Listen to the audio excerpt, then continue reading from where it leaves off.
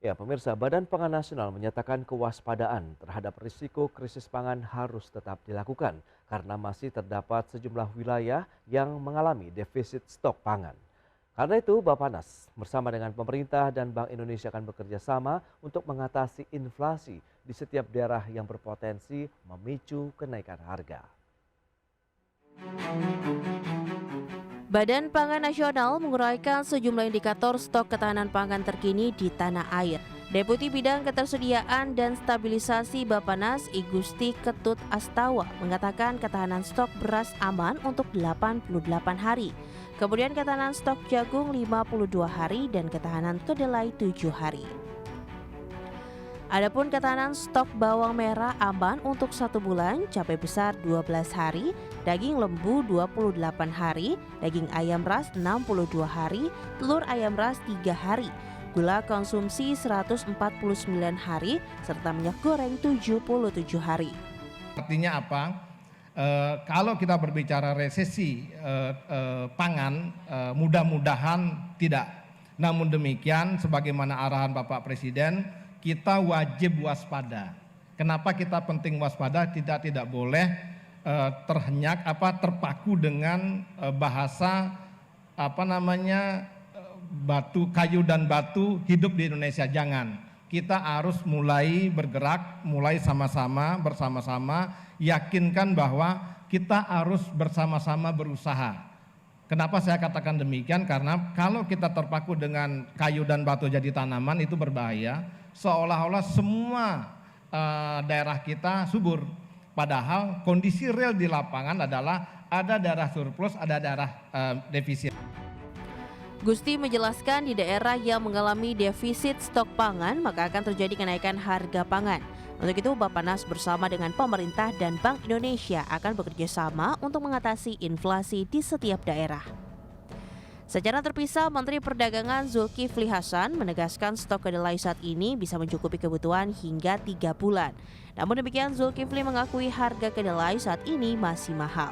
Pasalnya Indonesia melakukan impor per 3 bulan yakni pada Juli 2022 lalu dengan kondisi harga kedelai dunia masih tinggi. Meski demikian, Zulkifli mengatakan harga kedelai dunia sudah mulai turun. Namun pembelian kedelai masih mengalami kendala pelemahan rupiah terhadap dolar Amerika Serikat. Dengan demikian, harga kedelai berpotensi terasa mahal bagi konsumen Indonesia. Berbagai sumber, IDX Channel. Ya, pemirsa, untuk membahas tema kita hari ini, waspada stok pangan nasional yang mulai menipis, kita sudah tersambung melalui Zoom bersama dengan Bapak Bayu Krisnamurti, Komisaris Utama BUMN Holding Pangan ID Food. Selamat pagi, Pak Bayu. Selamat pagi, Mas. Ya, salam sehat, Pak. Sehat. Salam. Baik, terima kasih atas waktu yang disempatkan. Ini menarik kalau kita bicara mengenai isu ketahanan pangan begitu ya. Selalu menjadi perbincangan hangat dan sudah menjadi isu nasional mengingat krisis pangan, krisis energi juga tengah mengancam masyarakat dunia saat ini. Nah, lantas bagaimana kalau kita bicara mengenai kondisi pangan saat ini di tanah air, Pak Bayu? Ya, secara umum sebenarnya masih aman. Ya. Tadi sudah disampaikan ada beberapa komoditas yang memang secara natural, secara alamiah stoknya tidak bisa lama, seperti telur atau bawang merah atau cabai. Itu barang-barang yang memang tidak bisa disimpan lama. Tapi barang-barang yang lain seperti minyak goreng, kemudian gula, beras, relatif masih tersedia untuk hitungan beberapa minggu ke depan. Tapi saya setuju bahwa kita tidak boleh lengah dan situasi tahun 2023 nanti diperkirakan akan lebih sulit. Yang jadi masalah begini, kalau kita bicara pangan itu yang pertama barangnya ada atau tidak. Oke. Ya, barangnya ada atau tidak, dan yang kedua harganya ya, mahal atau tidak. Dua masalah ini selalu berdampingan. Situasi terjadi di mana barangnya tersedia tetapi harganya mahal. Dan itu sebenarnya yang kita hadapi saat ini.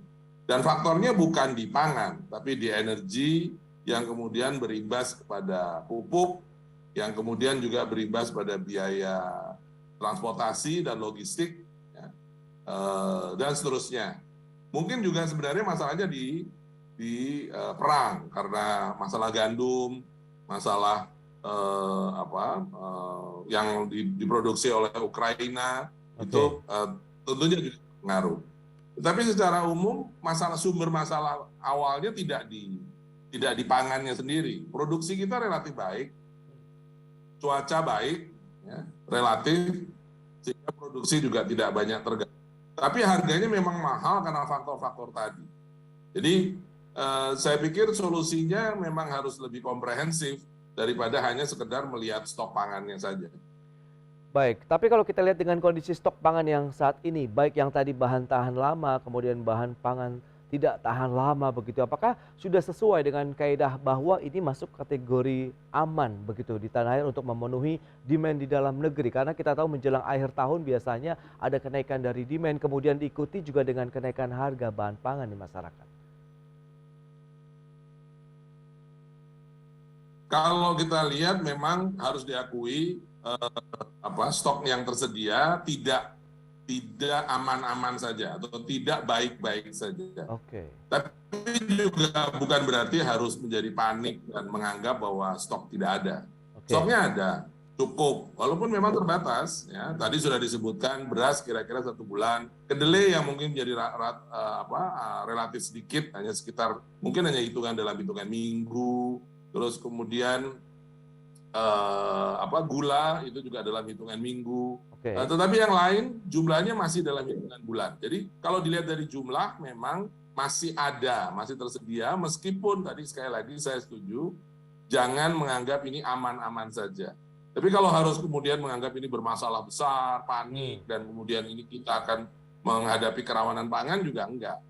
Tantangan yang paling besarnya ada di harga. Jadi barangnya mungkin ada, dagingnya mungkin masih ada. Ini daging ini juga agak menjadi yang selalu biasanya pada akhir tahun, daging yang cenderung naik ya karena masalah Natal dan Tahun Baru. Nah, tapi kenaikannya berapa besar gitu? Karena stok yang ada sekarang itu relatif hanya untuk hitungan minggu. Walaupun sebenarnya kalau dilihat dari sisa daging impor yang lalu, itu masih cukup banyak dan gudang-gudang masih tersedia untuk bisa menghadapi Natal dan Tahun Baru. Jadi lagi-lagi kalau dilihat dari fisik pangannya, rasanya sih masih bisa kita lewati sampai dengan akhir tahun, tetapi harganya ini yang menjadi kritikal, harganya mungkin akan naik. Nah, bicara mengenai stok yang tadi Anda katakan ini tidak baik-baik saja begitu, atau misalnya dikatakan sesuai dengan hari ini adalah apakah menuju arah menipis begitu Pak Bayu? Lantas bagaimana langkah antisipasi yang sudah dilakukan oleh pemerintah ataupun ID Food sendiri?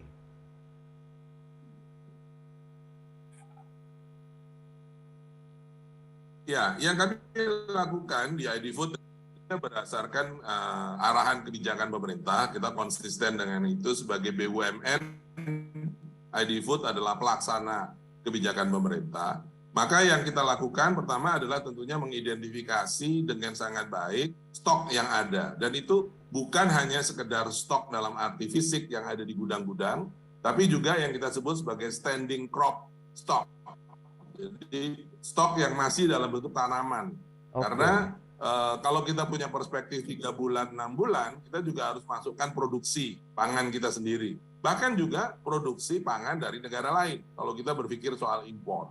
Itu yang pertama, yang betul-betul mencoba mendata stok yang ada di masyarakat dan ada di pengusaha, di swasta, dan juga tentunya yang ada di pemerintah. Untuk diketahui sebenarnya stok yang ada di masyarakat, baik di pasar, di pengusaha, di gudang-gudang retailer dan juga ada di masyarakat, itu mencapai 80 sampai 85% dari total stok nasional. Stok yang ada di pemerintah itu kurang lebih hanya sekitar 10%, 8 sampai dengan 10% saja. Ya. Jadi kita harus data yang ada di masyarakat. Kemudian yang kedua setelah itu, apabila memang ada kebijakan, dan ini yang menentukan pemerintah, untuk impor, maka itu harus dilakukan dengan cepat dan dengan seefisien mungkin.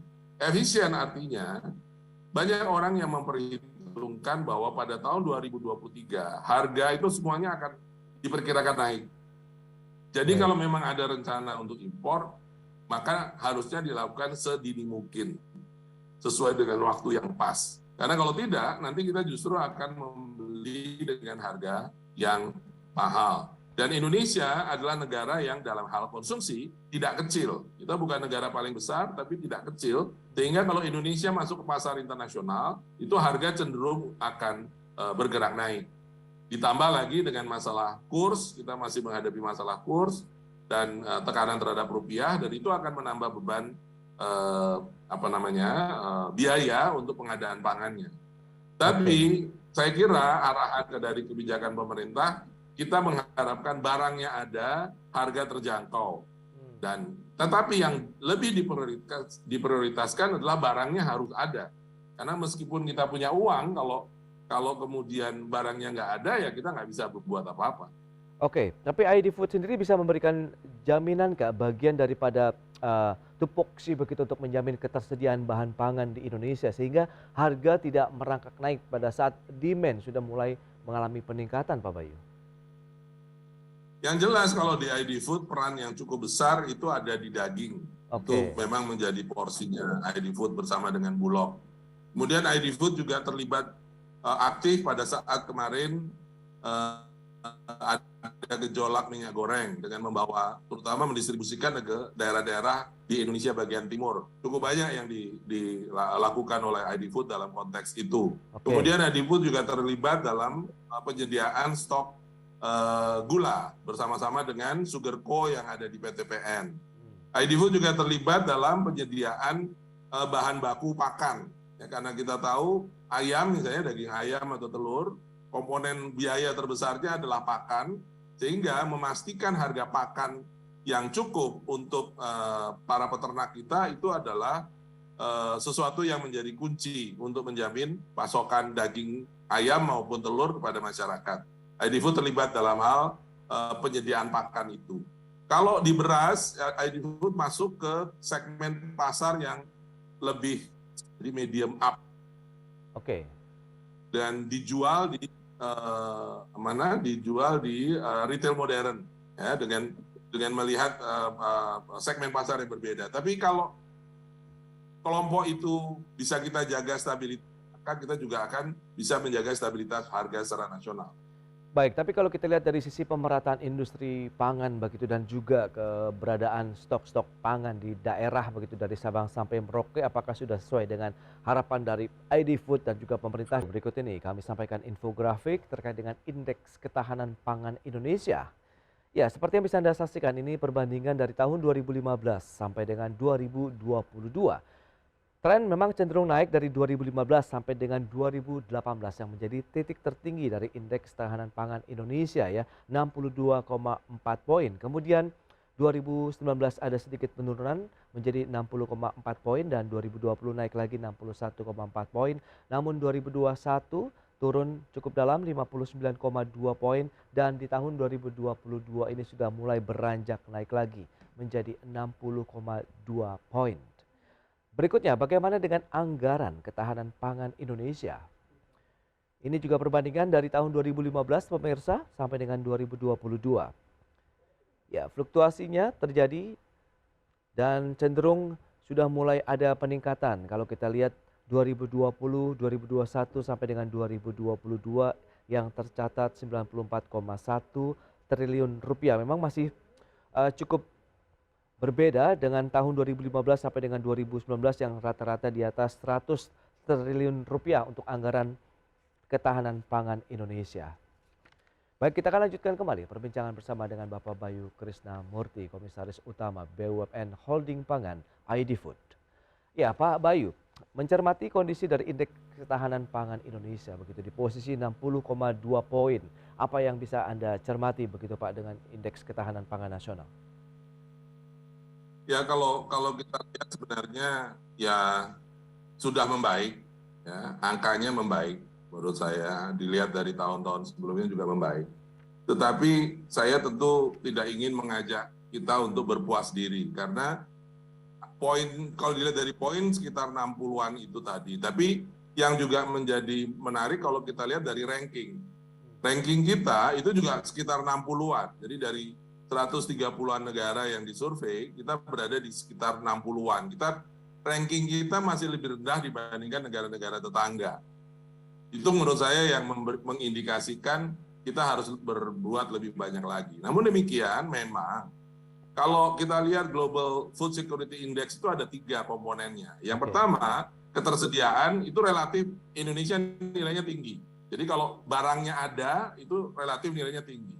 Tapi poin yang kedua dari indeks itu adalah keterjangkauan. Nah, ini ada urusannya dengan kemiskinan, ada urusannya dengan bagaimana mendistribusikan pangan ke daerah-daerah yang jauh, kontinuitas pasokan. Tadi sudah disebut misalnya bahwa kita itu sebenarnya ada daerah sentra produksi, ada daerah defisit. Nah, ini sistem logistik dan lain-lain ada masuk di sana. Kemudian itu relatif rendah kalau di Indonesia. Dan yang ketiga yang juga relatif rendah itu adalah kualitas dan keamanan pangan. Jadi kebersihan, sanitasi, dan kemudian juga kualitas. Kita banyak karbohidrat tapi kurang protein, kurang serat, kurang vitamin. Itu juga menjadi pengaruh di indeksnya. Jadi kita kalau bicara pakai Global Food Security Index, ya cukup hanya sekedar jumlahnya ada atau tidak. Nggak cukup bicara stoknya cukup berapa hari, tapi juga apakah terjangkau. Artinya tadi balik lagi, harganya gimana? Harganya bisa dibeli oleh masyarakat kita atau tidak. Dan yang kedua, komposisi, kualitas itu juga menjadi menentukan untuk mendapatkan indeks yang lebih baik. Nah, dari data anggaran ketahanan pangan Indonesia juga menunjukkan tren kenaikan di masa awal pandemi 2020 dari 73,59 triliun menjadi 94,1 triliun di tahun 2022. Anda melihat bagaimana? Apakah memang masih kurang begitu Pak anggaran yang disiapkan untuk ketahanan pangan Indonesia atau bagaimana? Mengingat tadi masih ada beberapa kendala dari Global Food Security Index yang Anda katakan keterjangkauan, kualitas, kemudian juga dari sisi kebersihan dan keamanan pangan. Ya, kalau kita bedah anggaran itu, tentunya kita berterima kasih dan bersyukur kita bisa mendapat angka yang cukup besar ya, hampir mendekati 100 triliun.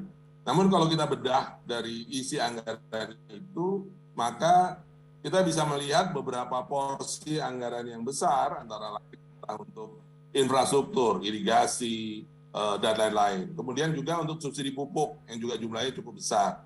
Sedemikian sehingga kalau kita lihat anggaran yang betul-betul digunakan untuk meningkatkan aktivitas pangannya sendiri, aktivitas ketersediaan maupun keterjangkauan serta keamanan pangan tadi, mungkin jumlahnya nggak terlalu besar. Dan inilah menurut saya menjadi tantangan.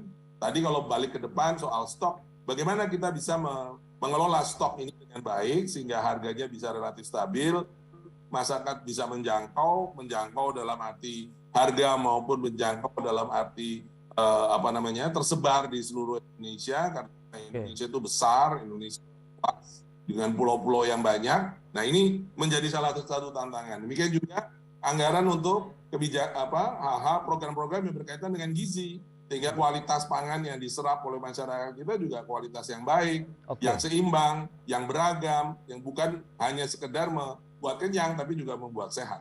Oke, dengan kondisi geografis Indonesia negara kepulauan begitu, Anda melihat bagaimana pemerataan dari industri pangannya sendiri sehingga tidak ada satu daerah yang memang surplus kemudian daerah lain pun masih defisit ini Pak Bayu?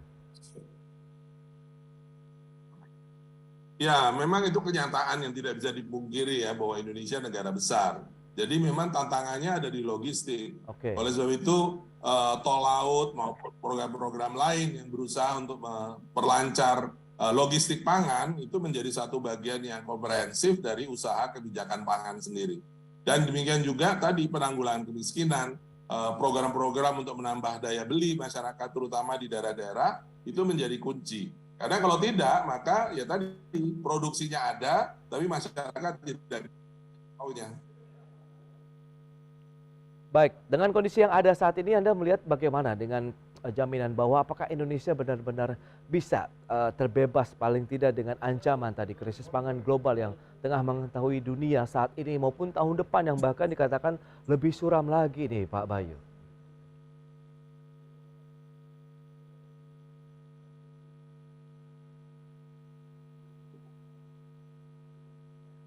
Ya, saya kira ini. Halo? Ya, Pak Bayu, nampaknya kami mengalami gangguan sinyal komunikasi ini melalui Zoom yang nampaknya membuat komunikasi kita terputus, Pak Bayu. Ya, Ya, halo Pak Bayu, bisa diulang kembali Pak? Nah, kita sepertinya ada gangguan sinyal ini. Bagaimana Anda melihat dengan ancaman krisis pangan begitu di Indonesia? Apakah potensinya bisa terjadi atau bagaimana?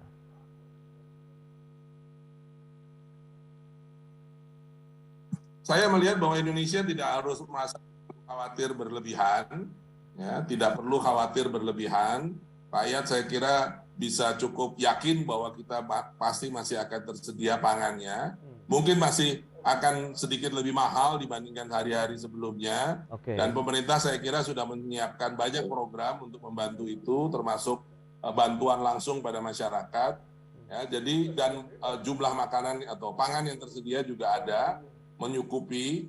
Namun kita memang tidak bisa lengah, dan para pengambil keputusan otoritas pangan, termasuk BUMN pangan yang ada di dalamnya, harus bekerja keras untuk memastikan supaya barangnya ada, harganya terjangkau, dan bisa didistribusikan ke seluruh Indonesia untuk berbagai produk yang memang dibutuhkan oleh rakyat. Jadi kita tidak perlu khawatir berlebihan, tapi tetap waspada untuk menghadapi hari-hari yang mungkin akan berat di tahun 2023. Pak Bayu, terakhir bagaimana Anda melihat potensi untuk kita bisa naik level dari tadi kondisi yang tidak baik-baik saja untuk ketersediaan stok pangan kita, mungkin menjadi naik level, menjadi semuanya baik-baik saja. Apa yang mungkin dalam jangka singkat harus dilakukan oleh pemerintah maupun Adifood sendiri? Saya kira yang sudah masuk dalam rencana, penataan dan pengelolaan cadangan pangan yang lebih baik. Presiden telah mengeluarkan Perpres yang baru mengenai cadangan pangan ini, secara khusus memberikan tugas kepada kementerian-kementerian dan juga pada BUMN untuk betul-betul mengelola cadangan. Dan cadangan itu yang dimaksud bukan hanya sekedar yang dalam bentuk fisik di gudang, tapi juga yang ada di lapangan, yang masih dalam proses produksi. Demikian juga infrastruktur untuk pergudangan itu diinstruksikan untuk dikembangkan dan diperkuat. Kemudian juga peran daripada BUMN untuk memastikan harga di tingkat konsumen dan di tingkat produsen, di tingkat petani, sehingga mereka tetap bisa bersemangat untuk mengusahakan pangan, itu juga akan diperkuat dan dikembangkan. Saya kira langkahnya telah banyak dilakukan, dan kita lihat bahwa seperti saya katakan tadi, kita harus waspada, tetapi rasanya tidak perlu khawatir berlebihan. Baik, Pak Bayu, itu dia. Bagaimana nanti upaya pemerintah lagi untuk menjamin ketersediaan stok pangan kita dari Sabang sampai Merauke, dan tentunya dengan harga yang terjangkau masyarakat. Terima kasih banyak atas waktu dan sharing yang Anda berikan untuk pemirsa IDX Channel pada hari ini, Pak Bayu. Selamat melanjutkan aktivitas Anda kembali. Salam sehat, Pak Bayu.